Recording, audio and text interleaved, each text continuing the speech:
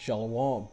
I'd like to start out by giving all glory, praise, and honor to Yahweh Bahasham, Yahweh Shai, Bahasham, Rakak Wadash. Double honors to the elders and apostles of the Great Millstone, and Shalom to the elect of Israel. This is Thamayim in Atlanta, and today we are going to check out the United States Space Force. So a few weeks ago, I was looking up their shuttles just to see what these fools were going to try to fight the Lord in, and they are nothing to even, they're nothing. They're tiny. They look old, look like they're straight from the 80s, and it's just straight foolishness. Here's their emblem, and the U.S. Space Force is the newest branch of the U.S. military, just set up a few years ago under Donald Trump. And this is what the Edomites are putting all their hopes and dreams into, right into this basket, thinking they're going to fight the Lord, Yahweh Shai, when he returns. And it's a tiny little division of the military. They've got 77 spacecraft and 8,400 military personnel. And yeah, they think they actually have a chance against Yahweh Shai and his angels when he returns. If you recall in Matthew, I think 26, right before the Lord was going to be crucified, he said that if he needed to, he could pray to his Father and receive 12 legions of angels, which is, a legion is anywhere from 3,000 to 6,000 men. So if you say each legion is 6,000 angels, that's multiply that by 12, and you've got 1,000 angels per spacecraft, per Space Force shuttle. And so it's just a foolish and prideful idea of Esau. So let's check out some of these images. And that's it right there. That small little shuttle. That is what they're going to fight the Lord in.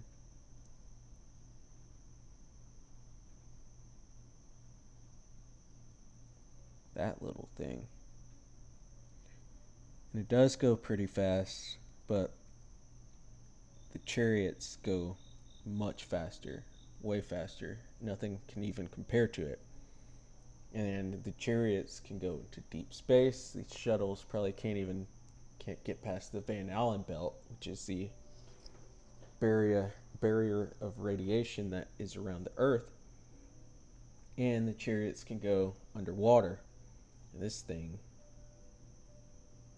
can't do any of that. But the pride of Esau, he really thinks that he has a chance to fight against Yahweh Shai and his angels when they return with 77 ships. And you do have to include the other nations, because the U.S. isn't the only nation that has a space force. China has one as well, and then Russia has one, and the other nations kind of tag along and do joint ventures with these bigger programs. And I found this article. It's got 10 surprising facts about the Secretive space plane. And really, the only interesting fact here is the size of it. That stood out to me immediately. And you can see this picture. It's showing these other shuttles. And the Space Force shuttle is all the way at the left, the smallest one. And as I was saying earlier, it should make it a little more maneuverable, but it stands no chance against the chariots of Israel. But this part right here under number 1 where it says it's tiny, it says the X-37B looks like a lot of NASA's iconic space shuttles, but the two types of vehicles don't resemble each other in size. The X-37B is just 29 feet long with a wingspan of 15 feet. And if you put that into cubits, it's the exact size of the ship in Zechariah. So we'll go ahead and read this. Zechariah 5:1. Then I turned and lifted up mine eyes and looked, and behold, a flying roll. And that flying roll is what people today would call a UFO or a UAP. That is what Esau plans to fight when Yahushua returns. Verse 2. And he said unto me, What seest thou? And I answered, I see a flying roll. The length thereof is 20 cubits, and the breadth thereof 10 cubits. And so a cubit is a foot and a half. And so if you multiply 20 times 1.5, you're going to have 30 feet. If you multiply 10 times 1.5, you're going to have 15 feet. Back in this article, it said this thing is just 29 feet long with a wingspan of 15 feet. So around that 29 up to 30. And you can tell exactly where they got their dimensions from for this shuttle right here in Zechariah. Because it's the same size, minus a foot. The length thereof is 20 cubits, 30 feet, and the breadth thereof 10 cubits, 15 feet. You know they had to have looked here at Zechariah 5:2. We're going to keep going. Verse 3. Then said he unto me, This is the curse that goeth forth over the face of the whole earth. For everyone that stealeth shall be cut off as on this side according to it. And Esau knows that he stole. Every single place that he lives, he has stole. It's stolen ground. He's stolen heritages. He's stolen resources. He's stolen history.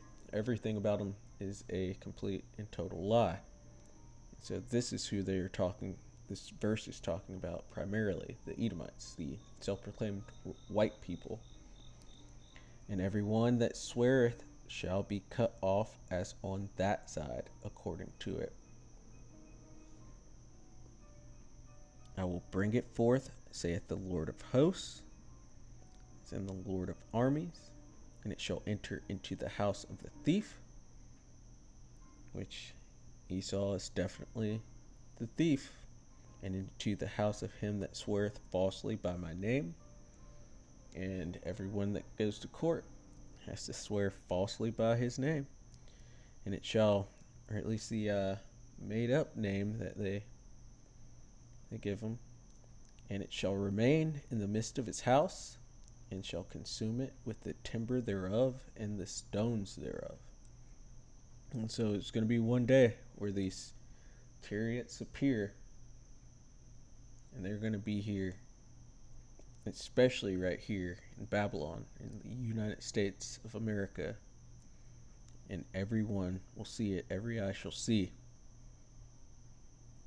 And then eventually, after that, the U.S. Space Force is going to go up and try to fight them in those tiny little shuttles that they have.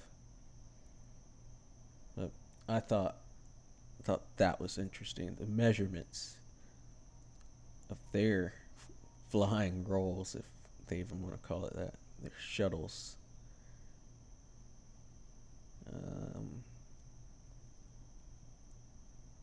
NASA routes.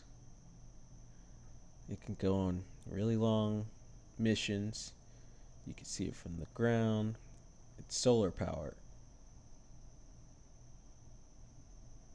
has multiple launch and landing sites. China has its own version. And that made me go look into the other nations that have space forces. So this is Wikipedia. It says a list of space forces, units, and formations. And so, excuse me, you can see China has a space force. We know the United States has a space force. France has air and space forces. Iran, Russia, Spain. And then these are joint and multinational space commands. And so Canada and the US share one. India, Italy, Mexico, NATO, Peru, South Korea, the UK, and then, of course, the US. And so it's not just Babylon that's going to fight against Yahushua when he returns. It's all the heathens. The majority of the heathens. They're all going to fight against the Lord when he returns. And they're going to lose miserably.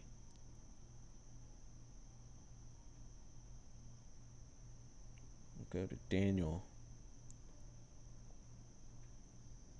8 and 25.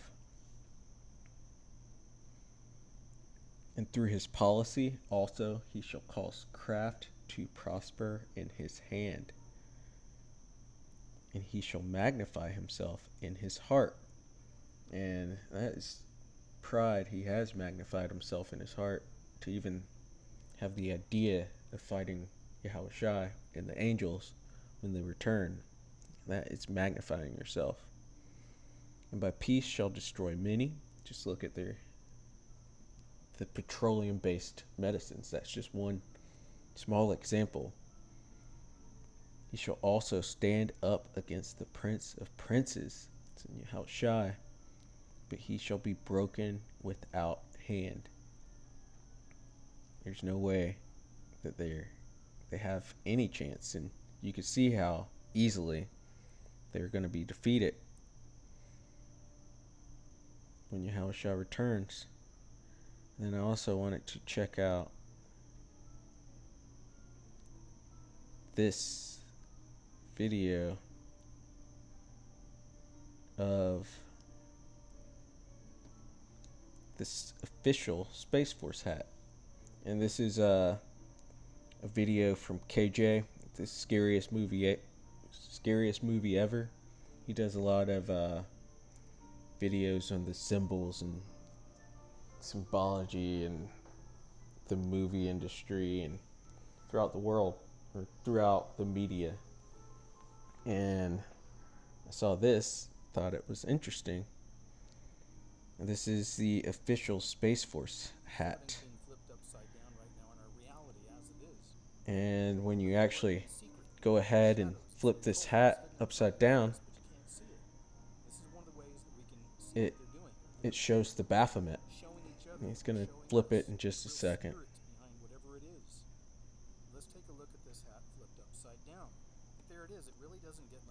And so you can see the eyes, the mouth, the horns. You can see the upside down pentagram.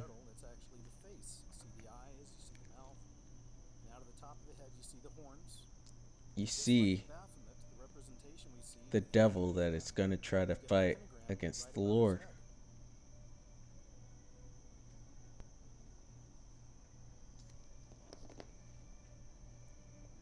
So crazy. It's stupid. It's just flat out stupid. But they deserve it. They deserve to be broken without hand.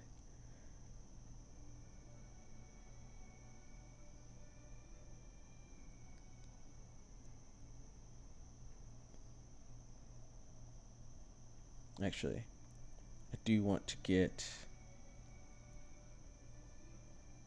Psalms 68 and 17, just because it mentioned the amount of personnel and the amount of spacecraft that they have. So this is Psalm 68 and 17. The chariots of the Most High are 20,000, even thousands of angels. The Lord is among them, as in Sinai, in the holy place. And so their measly 77 ships, they have no chance whatsoever to fight against the Lord. It's a foolish proposition. And the other nations, I don't know why they think they can do that. And if you want to read more into it, check out 2nd Esdras 13th chapter. It reads just like Independence Day, but even better, and details the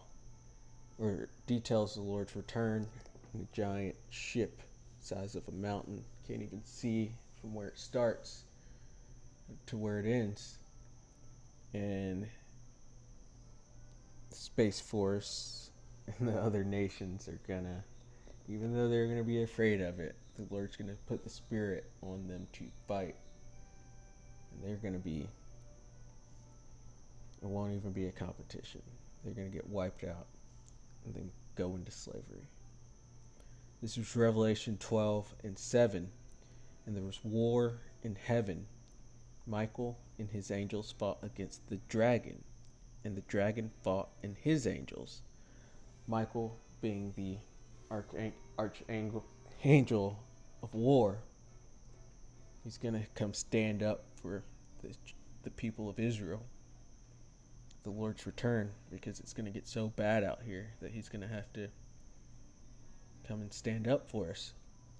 And this dragon, being the Edomites, he started out as a tiny serpent in the garden and grew in wickedness until they became a full-on dragon.